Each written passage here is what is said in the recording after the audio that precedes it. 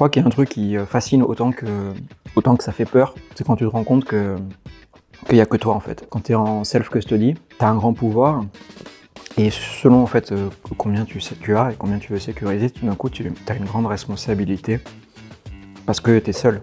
Et donc je dirais pas que c'est un bizutage, mais il faut vraiment le comprendre. Et quand tu le comprends, ça peut inquiéter parce que c'est pas une banque qui te dit que tes dépôts sont garantie, c'est pas une banque où si tu te fais pirater ta carte bleue, t'as une assurance. Là, en gros, si tu foires, tu perds tout, quoi.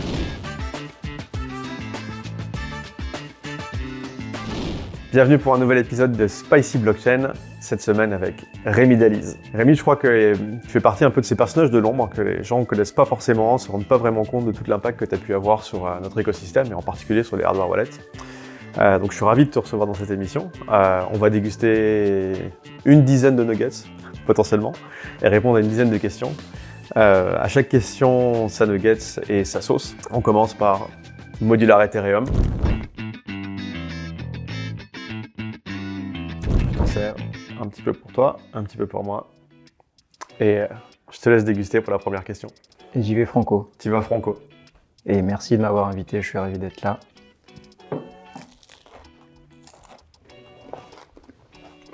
Donc pour tous ceux qui ne te connaîtraient pas encore, Rémi, qui es-tu? Qui est Rémi Daliz? Qui suis ma courte vie, ma courte œuvre, je suis Rémi Daliz. Je viens de passer 6 ans chez Ledger en tant que responsable des produits hardware wallet. Auparavant, j'ai travaillé 10-12 ans dans le monde du conseil pour des banques, en cabinet et à mon compte. Allez, deuxième question. On passe sur une sauce un peu plus controversée. Proof of Work versus Proof of Stake. Vas-y, je t'en prie. De mémoire, elle est légèrement un goût de champignon, celle-là. Elle est vraiment bonne. Alors, tu nous parlais de ton arrivée dans la crypto. Raconte-nous un peu quel était ce heureux hasard qui t'a mené du côté blockchain de la force. J'ai entendu parler de crypto en peut-être 2010-2011. Il y avait un bar juste en bas de chez moi. Là, c'était plutôt la communauté Bitcoin qui se rejoignait là. Donc, j'en entendais parler, mais je sais pas, de loin. Mais en 2017... je faisais un peu un break dans le conseil et j'étais en recherche un peu de nouveautés intellectuelles. Je regardais un peu les nouvelles technologies qui sortaient. Je me disais, est-ce que je reste dans le conseil, je monte un cabinet, est-ce que je développe une expertise sur une nouvelle tech, etc. Et en 2017, tu as nouvelle tech, ça parle de blockchain et pas forcément de crypto. Ça parle aussi d'AI, mais en fait, dans les faits, c'est plus très vite récupéré par des banques ou des grosses boîtes qui font des chatbots un peu plus intelligents. Et ça parle création d'entreprise. Donc je crois que c'est un peu Startup Nation en 2017. Tu sors d'école d'ingé, de fac, de business school. En fait, tu n'as pas envie de travailler pour un groupe, tu veux monter ta boîte. Donc je me retrouve, c'est très dynamique à Paris, je me retrouve dans des meet-up où ça parle blockchain, idéation, traçabilité, le thon que tu achètes ici, quand il arrive dans ton assiette, d'où il vient, plein d'idéations autour de solutions bancaires. Et puis en creusant, je me dis, bon, je vais acheter du Bitcoin, ça va me forcer à creuser. On est en mai-juin 2017, le truc commence à monter, là je suis face à des plateformes, Kraken, etc. Et puis en fait, tous les signaux commencent un peu à s'allumer, tu vois, c'est le début, c'est le pré-bull run. T'as des pubs Ledger qui arrivent sur tes pages, t'as ta clé privée sur un bout de papier, tu te dis mais c'est quoi ce truc-là? Je lis le white paper, je prends une petite claque d'abord, je comprends pas tout de suite. Et 4 mois après, c'est bull run, tout le monde en parle. Je me dis je suis dans un truc qui est à la fois que j'embrasse technologiquement parlant, blockchainement parlant, décentralisation parlant, Bitcoin qui est un use case sympa, puis il y en a d'autres. Et je dis, faut que je sois dans ce game-là, quoi. Je sais pas quel train va partir, mais je vais à la gare et je commence en gros à lire, à aller à des meet-up, à aller à des hackathons, à faire même un peu de personal branding, tu vois. J'essaye de me loger à tout prix dans ce wagon. Donc ma première expérience, c'est transition, découverte, boom, et après je décide de ne pas revenir en arrière. Ça m'amène à ma prochaine question sur Ledger, justement, parce que tu as passé presque 6 ans là-bas. Ouais, 6 ans, ouais. En tant que directeur produit côté hardware wallet. Ouais. Est-ce que tu peux nous raconter comment on fait un hardware wallet? Et d'ailleurs, j'en profite, nouvelle sauce Ethereum 2. Moi, j'y vais franco, hein, c'est le jeu. C'est le jeu. Comment on fait un hardware wallet? En gros, bon déjà, tu résous un problème majeur, c'est la sécurité de tes clés privées, donc c'est sérieux. Et parce que c'est sérieux, tu dois avoir une technologie sérieuse et éprouvée. Mais en gros, tu dois avoir une technologie de sécurité implacable. 2, tu dois la maîtriser. Tu dois être capable de développer en fait sur cette technologie. Cette technologie, c'est un composant, un Secure Element, Smart Card Chip. Mais tu dois vraiment maîtriser cet environnement-là. Et à mon avis, tu dois aussi avoir ce qu'on avait à l'époque et qu'on a toujours, enfin que Ledger a toujours, un partenariat avec un provider, un fournisseur de cet élément, de ce composant en fait hyper critique. Ensuite, il te faut une équipe de designers hardware, tu vois, physique, électronique, une équipe de sécurité. Et ensuite, il faut du temps, quoi. Il faut du temps parce que quand tu veux adresser un marché de millions d'utilisateurs, tu dois être capable de produire un produit irréprochable sur son fonctionnement, sur son design. Et tu as un enjeu très fort en fait entre le lead time, ce qu'il faut du plus simple au pas le plus compliqué, mais il te faut entre 12 et 24 mois pour sortir un hardware wallet. Donc il te faut... Tu es entre la phase de conception et de production? Ouais. Ok. Ouais. Je te prends un exemple, je fais le schéma. Tu vas faire une spec de à quoi doit répondre comme besoin le hardware wallet. Et donc ça, c'est une spec qui va te prendre bien 1 mois ou 2 mois parce que tu vas caler en fait tout. Tu vas caler l'expérience, tu vas caler le besoin, tu vas caler la puissance du composant, qu'est-ce que tu dois pouvoir stocker. Quand tu mets une batterie, tu dois avoir des cycles de charge. Enfin, tu as vraiment un cahier des charges qui est très très très complet. Tu dois aussi pouvoir briefer une agence de design, surtout quand tu passes d'un marché, je dirais, de niche à un marché moins de niche. Là, tu dois aussi te différencier par la sécurité et la proposition de valeur, mais aussi par l'approche, par le design. Et puis, tu dois trouver en fait ton écosystème de fabricants. Tu as des boîtes qui fournissent les composants, et puis tu as des boîtes qui les assemblent pour avoir une carte comme une carte mère, tu vois, mais miniaturisée avec les différents composants. Et puis après, tu as une boîte qui va te faire un moule, parce que tu vas avoir des injections plastiques à faire pour le casing, tout ça en fait ça prend énormément de temps, et puis après tu as une boîte qui va faire l'assemblage global. Chez Ledger, on était passé on reçoit des composants préassemblés et on fait l'assemblage final en France, à le produit devient tellement sophistiqué d'un point de vue écran, assemblage, etc., design, que tout ça en gros c'est fait par une usine qui est spécialisée dans le montage de smartphones par exemple, tu vois. Et voilà, et le truc vraiment important à comprendre, c'est que c'est très long. En comparaison à un produit par exemple software, pur software, parce qu'il y a du soft quand même dans un produit hardware, t'es pas en mode JITER, test and learn, etc. Tu peux pas te louper en fait. À partir du moment où tu fais ton cahier des charges et t'as ton premier prototype fonctionnel, il peut se passer 12-13 mois, 14 mois. Et si tu t'es loupé, après tu peux réitérer. Et c'est pas, allez tiens, je fais un sprint, je livre un MVP et je vois ce que ça donne. Alors pour parler un peu des cycles, la prochaine sauce c'est bridge to roll-up ou bridge to sidechain. J'y vais franco. Toujours franco. Donc 6 ans à diriger des chantiers, ce qui t'a amené à parler de sécurité au jour le jour pendant des années et des années, à bien comprendre comment on sécurise, à suivre le chantier, et maintenant aujourd'hui de faire du consulting sur la sécurisation des actifs financiers. C'est un retour aux sources, une consulting que tu voulais faire, ou c'est qu'est-ce qui t'a poussé dans ce move? En gros, j'ai lancé un site d'accompagnement de particuliers pour l'instant, autour des sujets de sécurité lorsque tu investis en crypto. C'est assez vaste, c'est pas que... La réponse, c'est pas simplement acheter un hardware wallet, tu vois, parce que je pense que la sécurité, c'est à géométrie variable, et c'est pas qu'une question de se faire voler une clé privée, tu peux aussi te faire voler un mot de passe, et puis tu peux être aussi ton propre facteur de risque. Donc en fait, il y a beaucoup d'éducation. Pourquoi j'ai voulu faire ça? Parce qu'en gros, quand j'étais responsable des produits, déjà en fait, j'avais pas autant de temps que ce que je pensais et que j'aurais voulu pour parler en fait aux utilisateurs. Mais vraiment parler aux utilisateurs, dites-moi, vous avez de la crypto, où est-ce qu'elle est stockée, c'est quoi votre approche de la sécurité, pourquoi vous en avez, pourquoi vous iriez en self-custody, pourquoi... Je manquais en fait d'un canal complètement libre pour prendre du feedback utilisateur. quelque chose que j'ai appris, mais un peu plus tard. En gros, on avait ces deux piliers qui sont sécurité et facilité d'utilisation. Et dans les faits, ce que tu te prends en face en permanence, c'est ok, c'est le truc le plus sécure du monde. Par contre, ease of use, c'est pas vrai. Ça s'améliore.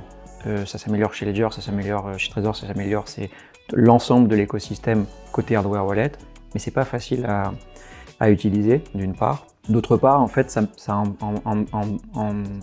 embarque en fait des concepts qui sont très nouveaux.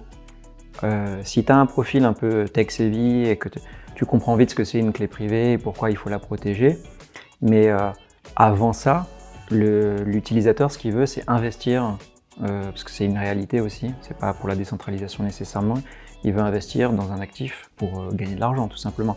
Et donc, arriver à se dire, ok, j'ai besoin de sécurité, c'est quoi une clé privée, c'est quoi une recovery phrase, c'est quoi les risques auxquels je me confronte une fois que j'ai un hardware wallet. Enfin, tout ça, en gros, ça intimide beaucoup de personnes. Et donc, on m'appelait, on me disait, ouais, est-ce que tu peux m'expliquer? Et donc, la réponse que tu donnes, c'est, quand tu n'as pas le temps, c'est, mais on a un programme d'éducation.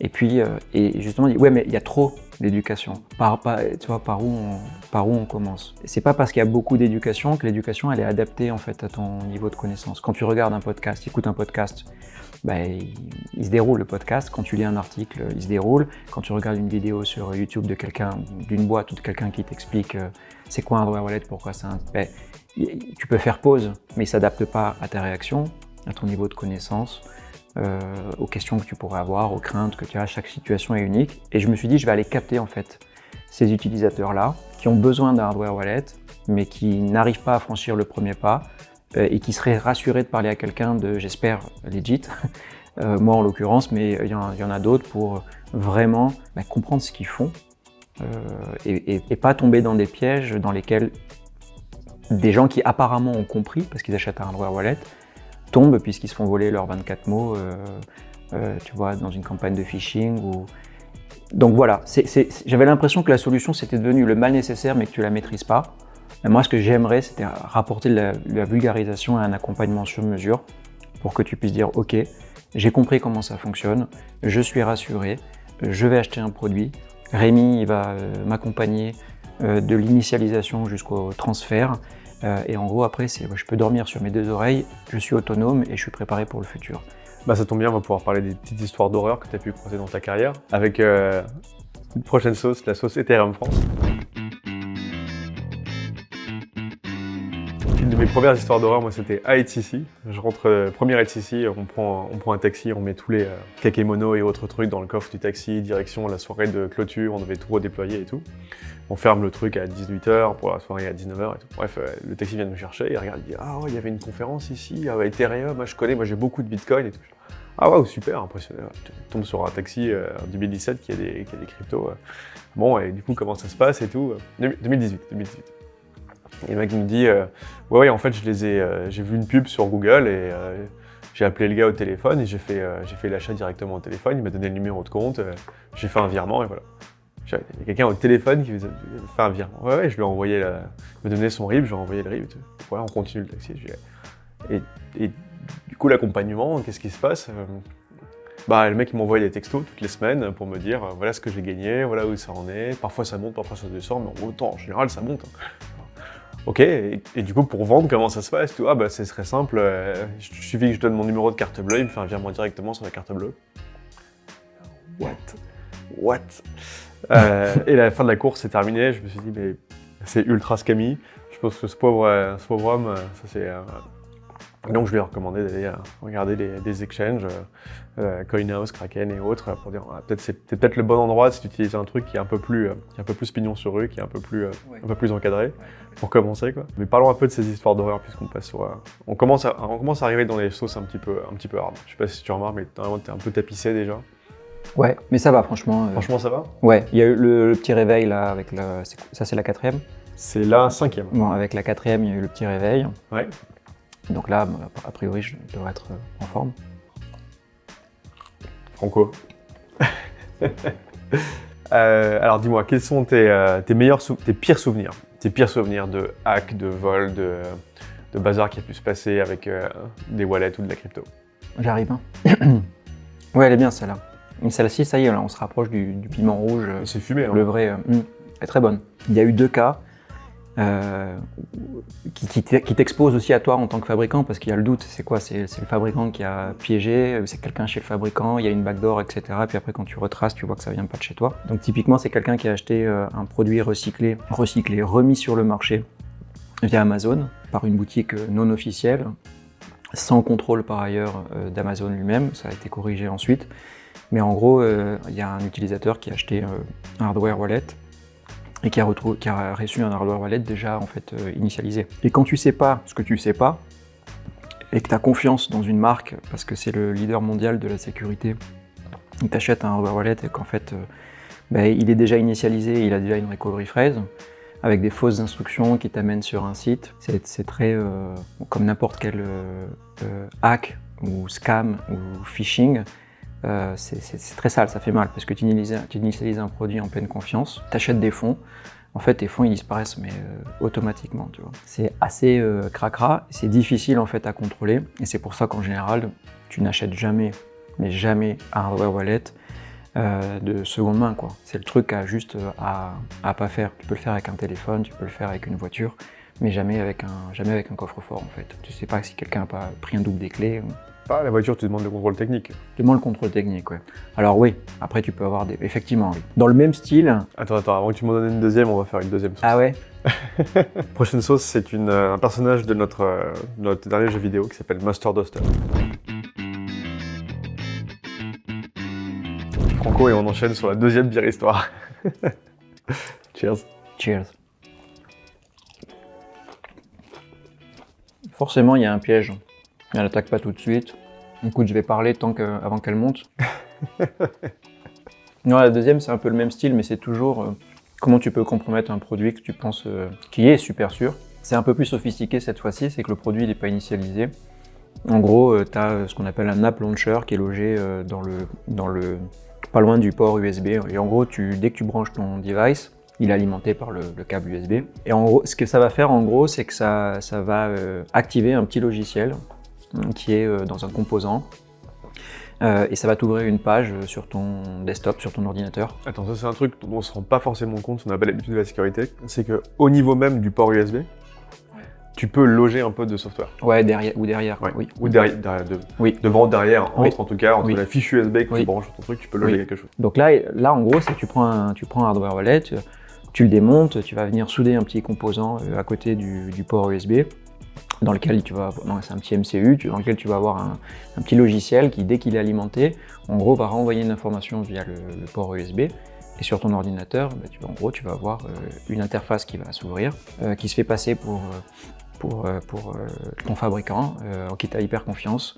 Et du coup, cette interface-là, elle amène un utilisateur à venir acheter des fonds qu'il n'aura jamais, quoi. Donc, c'est pas facile à mettre en place. Le reach, il n'est pas énorme. C'est des choses qui sont... c'est pas les pires histoires, mais c'est les trucs où quand tu es fabricant de hardware wallet, tu es hyper vigilant, ne serait-ce que toi, à ta propre chaîne de fabrication, à la transparence sur cette chaîne de fabrication, et comment tu peux vérifier qu'un produit qui sort de cette chaîne de fabrication, il est ce qu'on appelle genuine, authentique, tu vois. Écoute, on attaque les choses sérieuses. T'es prêt? Ouais, tu l'as pas déjà dit ça? Non, là c'est sûr maintenant. Là, la première, c'était une préparation. Juste pour voir si tu résistais, si tu commençais à vaciller, mais pas du tout. Ok. Pas du tout, tu tiens le coup avec une grosse évolution qui est les blobs sur Ethereum. Je te laisse l'apprécier, la déguster tranquillement. Donc depuis que tu as lancé ton service de consultation pour première consultation avec Rémi sur à quoi ressemble votre sécurité, comment ça se passe. Et puis aussi peut-être fort de ton expérience chez Ledger. Ouais. Qu'est-ce qui, d'après toi, dans tout le processus d'onboarding entre le moment où je veux avoir un Ether et j'ai un Ether sur mon wallet, quelle est la partie la plus difficile du chemin, quoi? Est-ce que c'est l'installation du hardware wallet, la compréhension du système de sécurité, les 24 mots? À quel moment dans le bisutage tu te retrouves vraiment coincé et tu te dis non mais là en fait les gens ils débranchent, quoi. Ils n'en peuvent plus. Je suis même pas sûr qu'il faille boire de l'eau derrière ça. Ah oui, celle-là, elle rigole pas. Je crois qu'il y a un truc qui fascine autant que ça fait peur, c'est quand tu te rends compte qu'il y a que toi en fait. Quand t'es en self-custody, t'as un grand pouvoir, et selon en fait combien tu as et combien tu veux sécuriser, tout d'un coup tu as une grande responsabilité parce que t'es seul.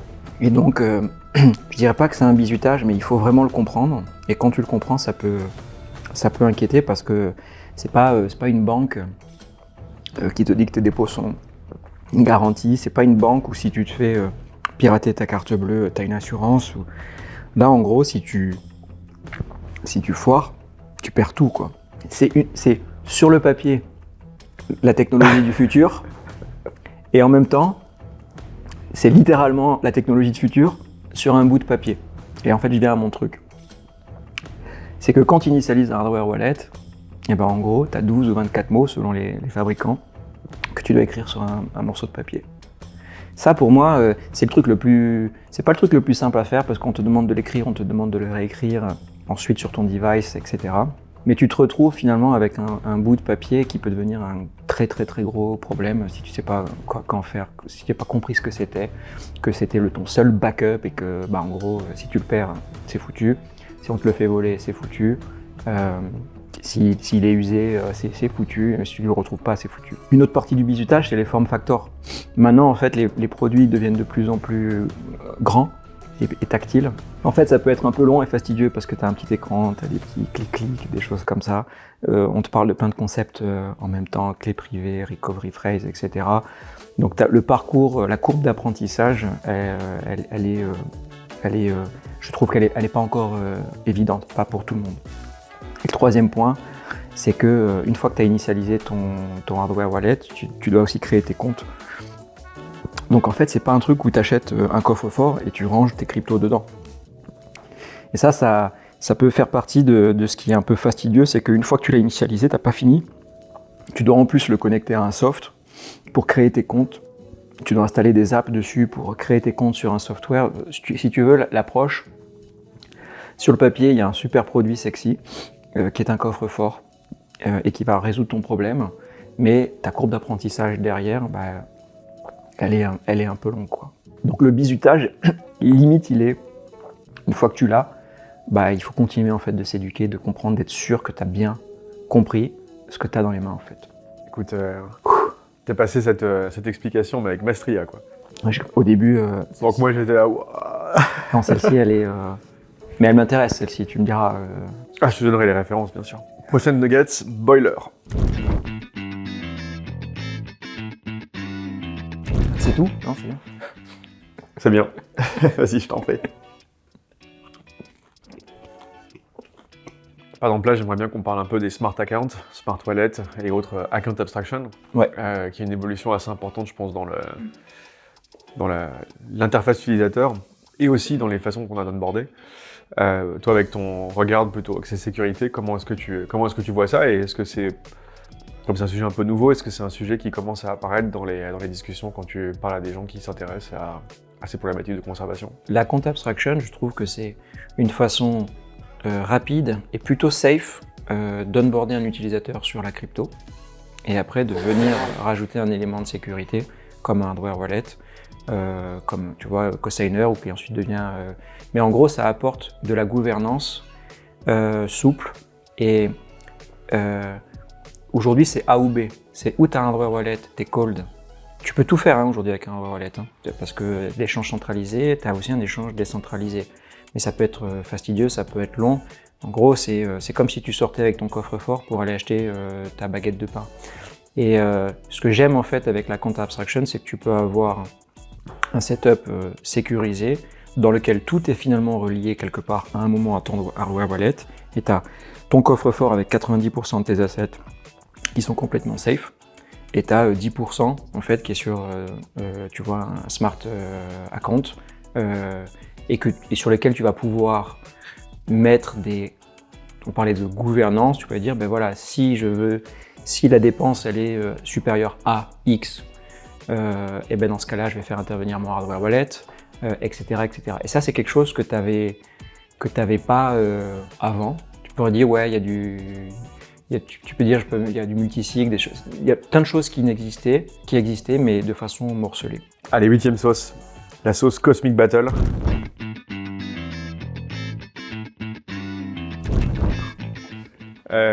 On a parlé un peu d'Arcane Abstraction et qui était censé arriver au niveau protocolaire sur Ethereum, mais qui va se faire en deux phases. On a d'abord 4337, le standard de contrat, et progressivement on espère avoir ça in protocol, avec des changements d'ailleurs sur le fait d'invoquer un autre compte à partir d'un autre compte, que les comptes s'invoquent entre eux. C'est une des évolutions qu'on attend pour la prochaine fork d'Ethereum. Ce qui me mène à ma prochaine question, par rapport à Bitcoin, Ethereum ou d'autres protocoles que tu suis. Quels sont les gros changements que tu attends, que tu espères? Qu'est-ce qui te fait un peu vibrer dans les prochaines évolutions à venir dans l'écosystème? J'ai testé une solution là qui te permet en gros de mettre en place en fait des recovery pass, donc des schémas dans lesquels tu as des nouvelles clés qui peuvent récupérer tes fonds au cas où il t'arrive quelque chose. Et donc la combinaison de mini-script plus ce qu'on appelle time lock, je pense, fait qu'en gros, à partir d'un moment où ton compte n'est plus actif, c'est toi qui choisis est-ce que c'est pendant un an, je crois que ça va jusqu'à 1 an et 3 mois.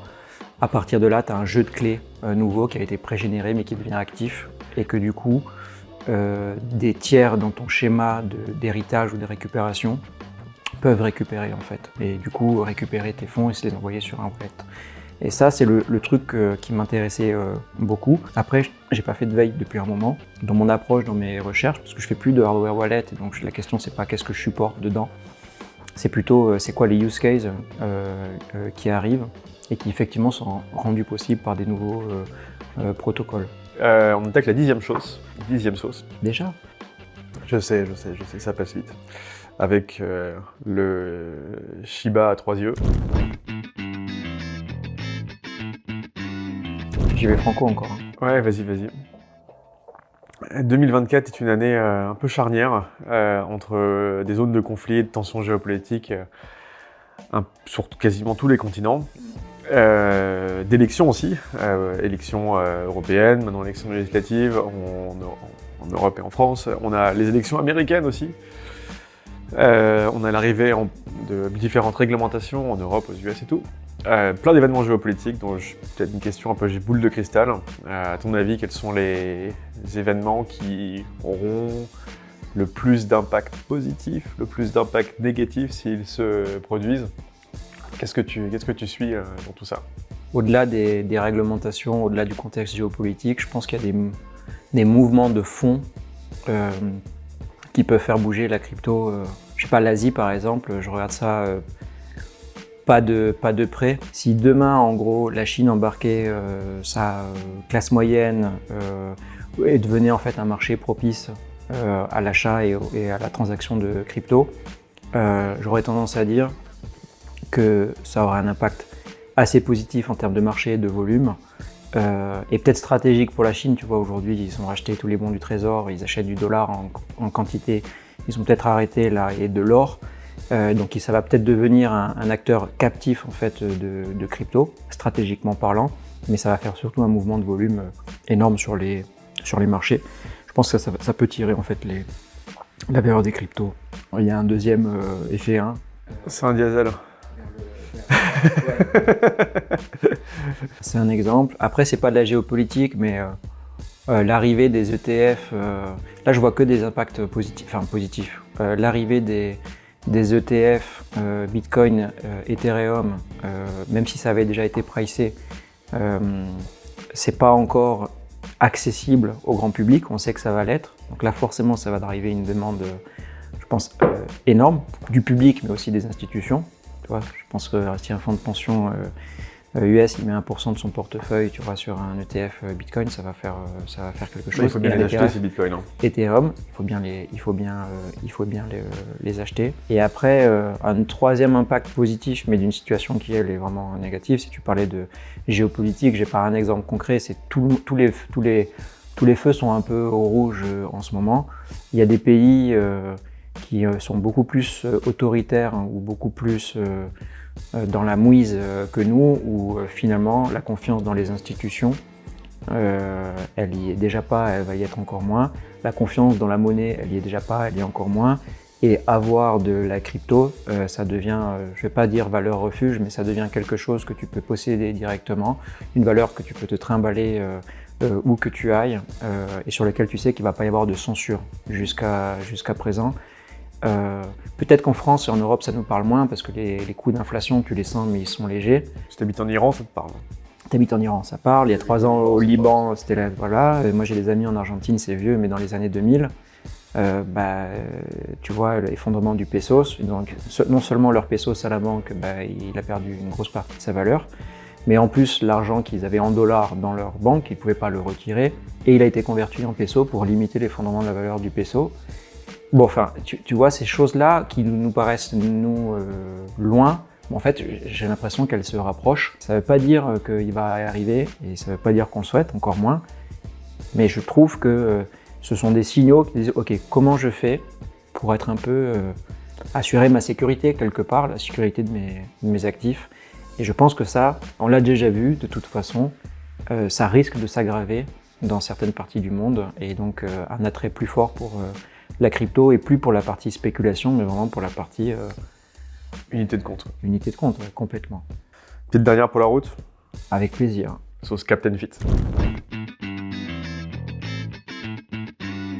À ta santé, merci d'avoir joué le jeu, Rémi. Tu rigoles, avec plaisir. Ouais, bon, un peu. Je peux dire un mot de plus, mais ouais, n'hésitez pas en fait à vous éduquer, quoi. Quand vous achetez, si vous investissez en crypto, investissez dans votre éducation, investissez dans votre sécurité. Et si les mots self-custody vous parlent pas, je pense que c'est hyper important. On parlait des choses géopolitiques, mais avoir le contrôle total sur un actif, ça n'existe plus aujourd'hui. Tu disais l'exemple du billet dans la poche. Le deuxième exemple, c'est d'être self-custodian sur des cryptos, ou avoir de l'art à la maison.